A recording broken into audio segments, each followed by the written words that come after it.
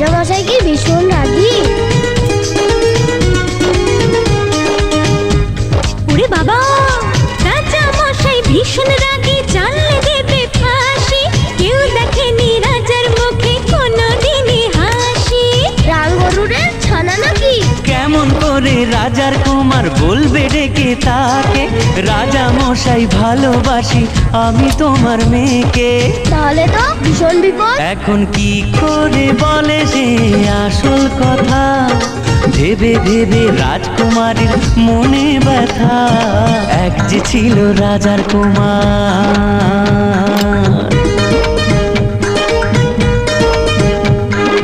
ওদিকে সেই অন্য দেশে রাজার কুমার এসে বিয়ের কথা বলতে এলো হবু জামাই বেশে।